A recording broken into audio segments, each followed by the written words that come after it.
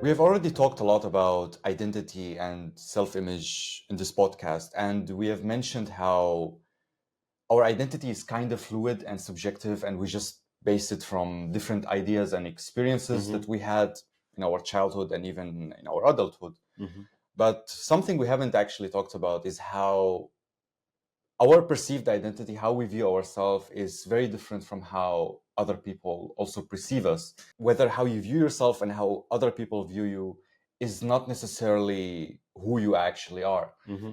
So let us start by understanding why other people see us differently than how we see ourselves in the first place. As I'm pretty sure that I've mentioned this in some episode in the Mhm. past. It's that every one of us has an there is no specific number, but every human being on this planet got multiple different. There's multiple different versions of yourself. Mhm. There's the version that you know about yourself. There's the versions that other people know about you, which is the perceived or the different images of you, and there is then the real you. If none of this is the real you, and then there's and then if you go even into the self image, that also gets split into multiple different dimensions because there's multiple yous that exist at the same time, and they coexist together, and they work together to make the whole you. As to why we have different images, that would depend on, are you talking about the inner different images, or are we talking about the differences between our own self-image and how others perceive us? I'm kind of asking a broad question here. I'm talking about both. Like, as you know, when we grow up, we Mm-hmm. think that our identity is fixed, that we are this one, Mm-hmm. that we are an object. Well, not really an object, that we are a subject. And, I have this name, this is what Mm-hmm. I do, this is what I'm good at, this is what I'm bad at. And we think that other people see us exactly how we see ourselves. I think that the problem is that a lot of people cling on to a specific aspect of themselves. Yeah, You know, sure. so I don't know. Let's take you as an example, or let's take me as an example. I'm the kind of person that clings on a lot to the logical side of myself, Mhm. even though. So I'm a logical person, but I'm not only a logical Mhm. person. I've got many different aspects of myself, but there's a phases where every human being go into, and we cling to on one aspect or We one side of fixate on one part of exactly. ourselves. And then once we fixate on the same part multiple times, we start clinging on to, like really clinging on to that side too much, and we start letting it out more and more. So Hmm. people end up taking that side of you because with every interaction with a different human being, you're letting out a different side of yourself. So people perceive you as only that person. As only that person because that's the side they see the most out of It's you. kind of like a black and white thinking when you're Kind of, yeah. yeah. It's like how a lot of people perceive me as, especially in our group of friends, perceive me as a logical person. Yeah, And the reason to that exactly. is why? Because I let out my logical side out more than I let out my other sides. So people start believing that, okay, this is who you are. And when you start acting differently, Mhm. they will give you kind of a weird, not necessarily a weird look, but they will be kind of surprised by it. Like, oh, wait, what's going on? He's not acting as he usually Yes. does. Which then, you know, in a different way, it comes back to you and makes you kind of go back to the logical side of Yeah. yourself. So it's kind of like you're showing something to people, and then they start to have expectations that you should behave in Exactly. this way, and so you behave even more in Mm-hmm. that way. And And we end up forgetting as well, which is, I guess, a very important thing, that every human being got multiple different sides of yeah. themselves. You know, Mhm. you've got circumstances, you've got life, you've got your own worries, your own insecurities, your own fears, your own happiness, your own joy, your own small little things in life that make you feel fulfilled Mhm. technically. And in every one of them, there's a different kind of you that's coming out. Not necessarily Sure. different, but you interact with things, or you react to things in life differently. Yeah. You react to happy moments differently than you react to stressful moments. So that also plays a role in which side we let out more, depending on the life circumstances that we're in. Mhm. Which again, depending on the circumstances and of course the many factors that we've talked about before, you would let out a certain side of you out more often than not Mhm. because you're in the circumstances. And then again, we go back to the same point that people start perceiving this side of you as The whole package, the like real you, the real you, whatever here the real you means. And again, I'm just going in the loop here, but when you start acting differently, or you experience, or you're trying to experiment a little bit with a different sides, a few people will be surprised by, like, oh wait, it's actually not he's actually not as bad as I thought he would be. Mm-hmm. But there is actually 2 points that I think are important to mention here. Like, even when you show one side to different people, Mm-hmm. they're going to perceive that side, but they're also going to use their fantasy to kind of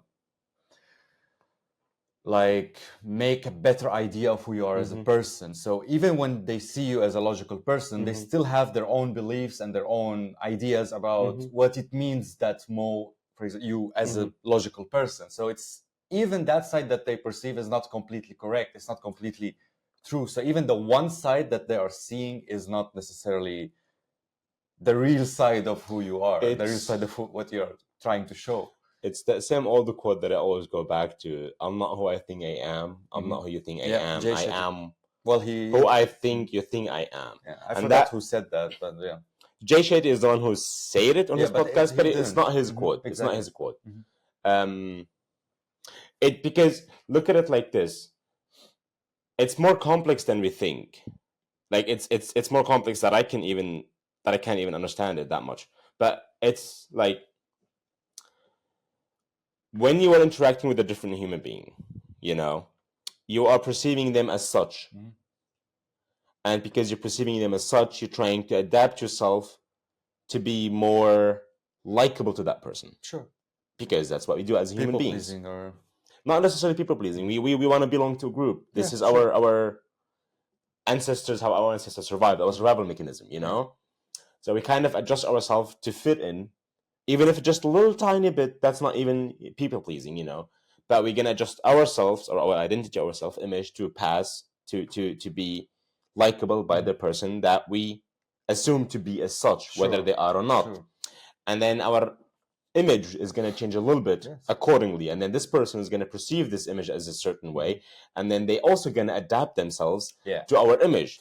And then you've got two people that are constantly adapting themselves to the other person, while the who they are is kind of starting to fade away in the background little by little, because they have to adapt themselves as how they perceive us and how they think that we perceive them, and we're doing the same to them. So it's like a loop where we are chasing adapting to them, and they are chasing adapting to us, but none of us is actually adapting to the other person, because we're running in a circle here. And it's all in our head somehow. Like, when we look at it objectively, we're probably still not seeing the truth of that person, the complete package, and they're not seeing us. We kind of get closer, we see glimpses of the truth, but we are actually not even close. Like, just remember that even we don't actually know who we are 100%. So how are other people supposed to know who you are?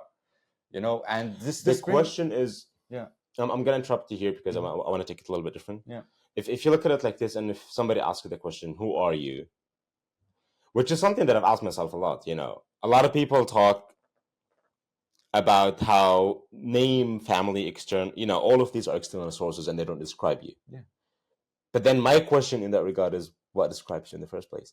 Is it the qualities that you chose for yourself? Are these actually what describe you? Is it the values, your inner values? Do they describe you? These are chosen because at the end of the day, we cannot begin to describe ourselves. We can describe ourselves how we would react in different situations, but this is just as far as we know, because you don't know how you're gonna react in events in the future that you've never been through before, and you're always changing and adapting, which means your values and the way you think you would react is also adapting. Exactly. Fluid. Like, exactly. That's the thing. Your whole identity. This is what I wanted to go leading to. That our identity is really. It's just an idea, like, I mean, sure, we all have brain wirings that makes us better at doing certain things than other things. We all have different types of intelligence. There's emotional. But even these, according to modern science, they can change if you come to purely, like, genuinely believe that you're good at something else. Depending on your the brain wiring can change. So this really put more depth into the question, who are you? Like, it's not something you can really answer. You're just having different ideas Mhm. and beliefs in your head about who you are, and this is what you base the answer from. The So only answer that I found, which is, it's a little bit of cliche here, I would say, but the only answer that I found that would fit any person, any human being on this planet, when that's the question, who am I or who are you, is that you're a paradox.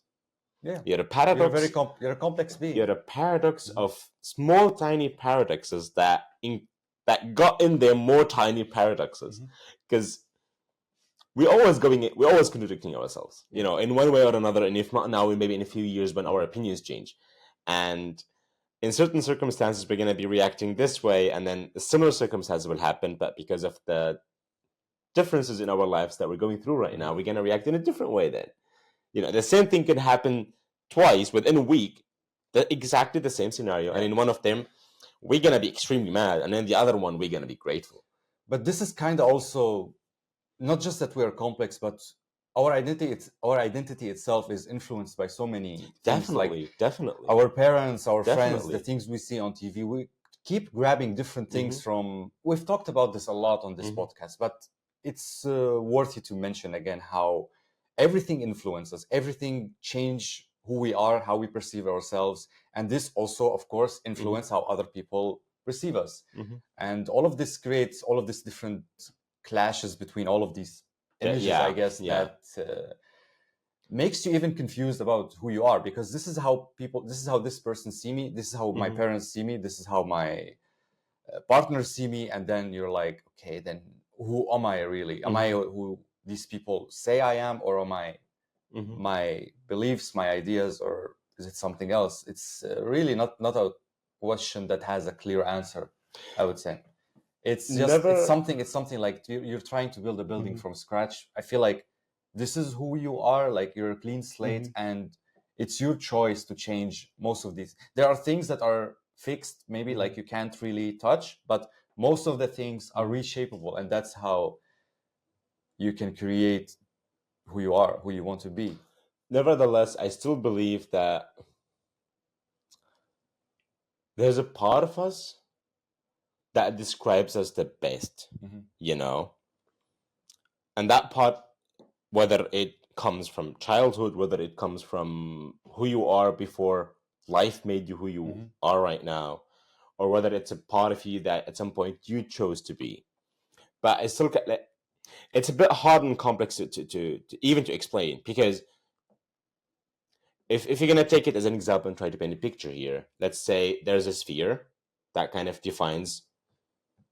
but that kind of describes who you are to a certain degree. You know, we're fluid and everything, but there's a sphere that describing the things that kind of make you who you are. And these things are constantly changing, of course. At the core of that sphere, there is like a fixed kind of personality that is you. Yeah.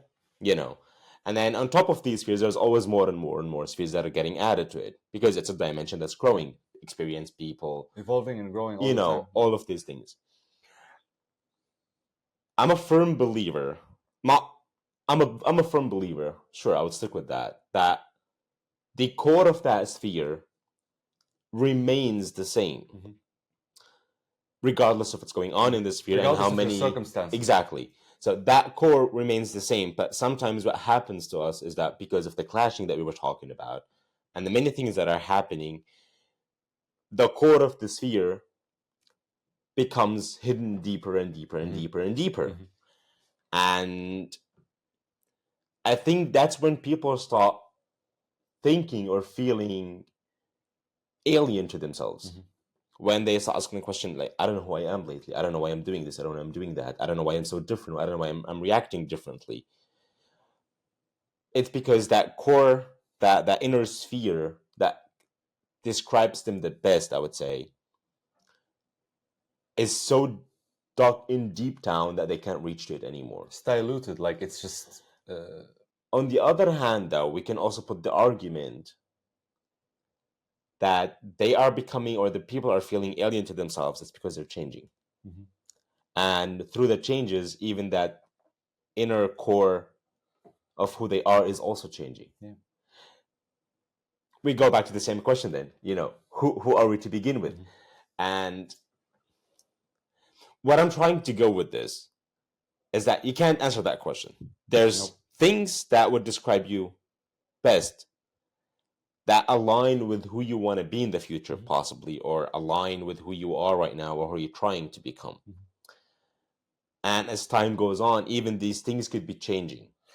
Okay, we're kind of foreshadowing where we want to go next, which is also something important, that we all have different goals and things that we want to achieve. We're all trying to work on our self-improvement, and we have this image of ourselves in the future, who we want to be, what do we want to improve at, and also that image kind of clashes with the image of yourself right now, because you believe in your current identity. You believe in your image and what you can do and what you can't do, what you are good at, what you are bad at.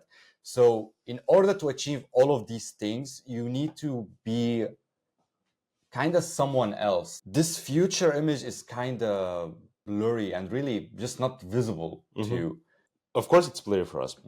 We can't forget, like we said at the start, like we said at the start of the episode, we are clinging on to a certain aspect of ourselves too much. And because we're clinging on to that aspect too much, the future you know, when they say every man, every human being, the quote goes like every man, for whatever the reason that is, every man has two lives. The second one begins when he realizes when the first one dies. Or when people say, let the child you die, or let the teenage you die, you know, which Can means you elaborate more here? It's like a death and a reborn. It's more like a spiritual philosophical Like, thing. do you mean the moment when you decide to change, or The moment where you decide to not change, the moment where you decide to let go of what you're clinging on to. It's like you're clinging. You notice it even in a lot of people. You notice it in their body language. You know how when they're walking and they're clinging on to something in them too much. They say they want to change. They say they want to do something different. They say they're working in the future, but at the same time, you notice in them that they're clinging on to a certain aspect or a certain part of themselves too much that they can't even begin to imagine or think of the future. And so this is I guess why it's difficult when people start with their self-improvement, because they are so stuck with their self-image that they don't have enough evidence maybe that they could also be something else. Like, for example, if you want to develop new habits, probably, yeah. like whatever kind of habit you want to start going to the gym, you think you can't do it because it's something you've never done before and you don't have the ability to do.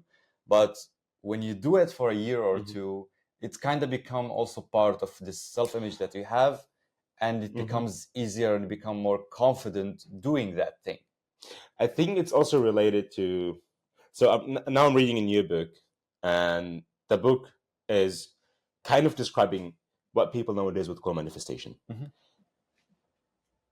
Maybe not what people nowadays call manifestation, because through this day, there's so many different. Through this day, I don't know what people mean when they say manifestation. You know, because when people talk about manifestation, you know, sit on the couch, lazy. Exactly. Some people mean this. Some people mean, you know, there's it's one of those. It's a word that is misused, just like the word not only narcissist misused. It got many different definitions nowadays that you don't know what people are actually referring to when they talk about manifestation. Nevertheless, the book, and this is not the only book. This is like the third or the fourth book that I've read that describes the same thing, which I'm also kind of becoming. I'm experimenting with, and I'm kind of becoming a believer of it. You cannot. The beginning of change in your life or implementing new good habits in your life is quite hard because, again, you're clinging on to something too hard, and you don't have an image of yourself that is doing the thing exactly consistently. We can all imagine ourselves. If I asked you, would you ever play the piano?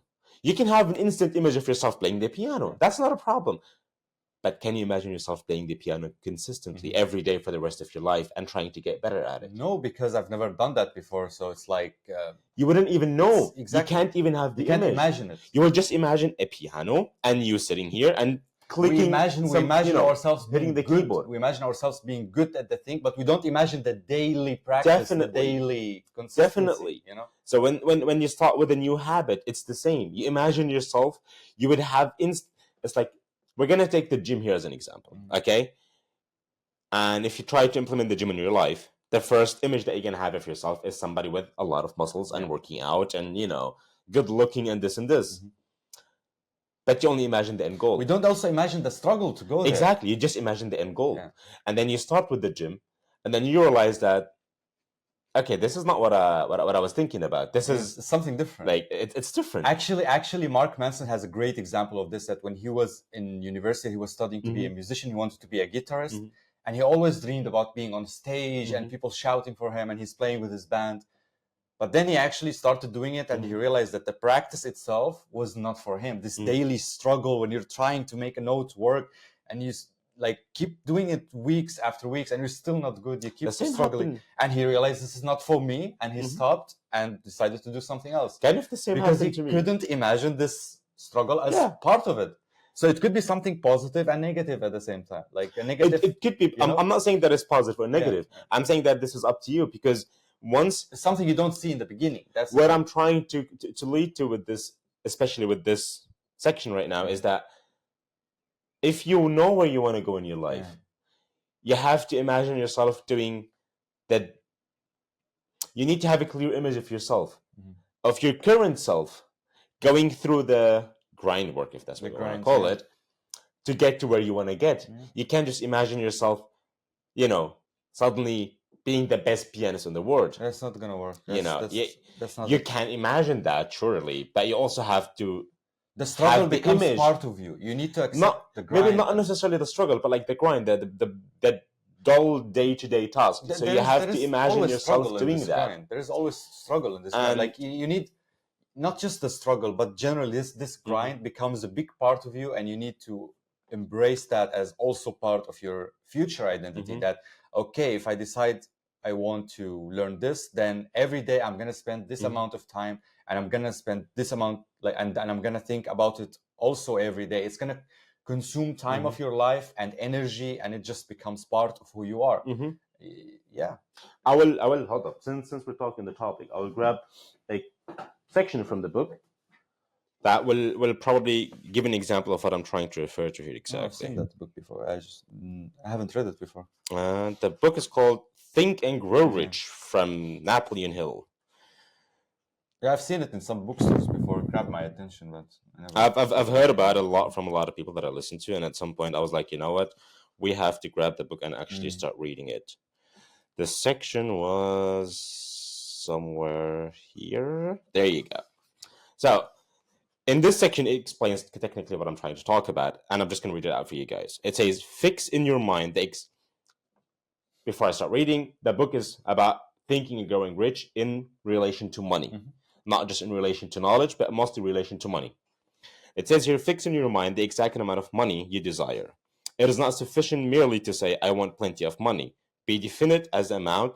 There's a psychological reason for definiteness, which will be described in a subsequent chapter. Determine exactly what you intend to give in return for the money you desire. There's no such a thing as something for nothing, which goes back to, there's the grind, there's the boring, dull, it's a give and take. And then it says, establish a definite date when you intend to possess the money you desire, which is, again, you're putting yourself under pressure, and you're always reminding yourself of the goal that you're trying to get to, and that you're going to lose something in order to achieve that. Yeah. And then it says, create a definite plan for carrying out your desire, and begin at once whether you're ready or not to put this plan into action. Write out a clear, conscious statement of the amount of money you intend to acquire. Name the time limit for its acquisition. State what you intend to give in return for the money, and describe clearly the plan through which you intend to accumulate it. Yeah. So and then at the end, it just says, read your statement aloud twice a day, which is kind of like practical steps to this idea that the thing that you need to do in your head in order to kind of exactly, so you can have not just manifest. It's also part of manifestations, because you're doing the work. Because again, we go back to the image. You're kind of trying to implement the image of you. If we're gonna take the example, the building the statements from book, you're building the image in your head of acquiring that amount of money through doing something and sacrificing something on the way. And the book is not saying just do that. The book is also saying, make a plan and put it into action directly. So what you're trying to do is you're trying to gain the experience and do while you are building the image. Because if you cannot imagine it, a lot of people say this, if you can see it in your head, you can do it. And I'm starting to become a firm believer of it. If in your head you say, so let's say you want to lose weight, but you don't have a clear image of yourself losing the weight. You have the image of you that, likes to eat, that's a foodie and this and that, and you don't have self-control. You can start with the gym, and you can go to the gym and have the image of you going to the gym or exercising or trying to lose weight. That's not a problem. But if you don't realize that, okay, there's other steps in the hand, there's a plan here, there's minimum steps where I have to, count my calories, for example, or watch out what I eat exactly, then the image in your head is not clear. Yeah. And then when you start doing that, it's going to take you about half a year, maybe. Different. It depends a year, on the thing. it can be a month or two, exactly, till you have that clear image of like, oh, wait, I need to watch what I eat as well. I have a good example of this. Is like when it comes to manifestation and the things that you're working on, you are the architect and the builder at the same time. You can imagine the thing that you want and the end goal, the end, like the end vision, like not the end, like the end goal and how things will be in the end in general. And at the same time, you are the builder who is going to do the work day after day after day until you reach that image that you have been working on, that you have the way it was in your mind like years ago, and you make it reality. But not just by thinking about it or drawing it on the paper, but you need to do that work. You are the architect and the builder. This is how it works when it comes to our goals and the things we want to achieve in the future. You can't just sit on the couch, waste your time. You're looking at Twitch, watching YouTube, and okay, I want to be a really good artist. I want to be, this is how I'm going to be. I'm going to be a very famous musician. And you're not doing anything. In what world is that a reality where this will actually come to you if you're not doing anything? This is just your fantasy. And if you actually believe that's how manifestation works, then you're just delusional. Definitely. You need to put in the work. That's why I was saying that I don't know how people define manifestation nowadays. Some people define it as we are talking about it right now. Some people, the majority of people, I guess, define it are just, I'm going to sit there, I'm going to meditate, and I'm going to, it's a way to think about the thing or try to, law of attraction. It's like, it's even a way the to law of attract attraction that makes you, it's like when there's things, okay, never mind, continue with this. Even the law of attraction, which we talked about, it's the same as manifestation. It's that you're putting in the work and you're trying to get the clear image in your head about how you're going to acquire what you want to acquire, or that you already acquired it, But most people look at it like, I'm going to sit here, I'm going to trust the universe completely. There's nothing wrong with that. Don't get me wrong. You can trust the universe. But at the same time, I'm just going to sit here. I'm going to have that image of me, and then the sky is going to send me a package that says, like in a video game, here is your $10 million. That's what you wanted. That's why you've been manifesting for a long time, and now it's all yours. Or that some, I don't know, oil, something's going to come out from the ground and give them. That's not how it works. What I'm trying to get to, again, is what we've been talking about, is that manifestation is just about having a clear image in your head that will open up other dimensions in your brain, because if you're going to go back to the sphere example, this is the sphere right now, and let's say this is the dimension where you want to go to. If you're not trying to expand your sphere and move it into that direction of dimension, then you're not going to even go there. And it's the same, like when you start doing the work, when you start doing things, you also start to attract different things that are going to help you reach that. You're going to listen to conversations of people talking about the same thing, that maybe you start talking to them and that lead you somewhere, or you watch something on the internet that you just open that world because you are doing the work, and that's how things start to come. It's not that they come to you, but you start to put more attention on these kind of things. I just want to add one thing here. I know that we both disagree with how manifestation is done nowadays. But nevertheless, I believe that there's a certain aspect of it where it works. Because if you keep imagining yourself or manifesting the thing that you want to get or acquire, eventually, I believe that the subconscious mind will start automatically implementing and doing the things that you need to do in order to get to that state. Sure, that's a completely different thing than how manifestation is being. But that would take refined nowadays. that that could take you like 2 or 3 years Mhm. because you're not putting any action, you're just having the image. Yeah. You're just trying to imagine yourself. And then eventually you will get to the level of manifestation which we're talking about, which is like, okay, you're manifesting something, but you're also working on it. You're Yeah. not just completely dependent on your mind, on the ether. It's like on I see it as like there is a seed you plant in your Mhm. head, but you're Exactly. still not ready to do the work. Exactly. But then after years, something happens that is going to push you, Mhm. not necessarily consciously. It's also like you're subconsciously. planting the seed with the Exactly. manifestation nowadays, and Exactly. you're watering it slowly till Yeah. it sprouts, Yeah. and then that will get you to do the action that you need to do. Yeah, exactly. Yeah. Do you have anything else to say about this episode? I think we're done here. I've said everything that I have to say. All right. Thank you so much for watching this episode, and we hope that we see you in the next one. See you in See the ya. next one.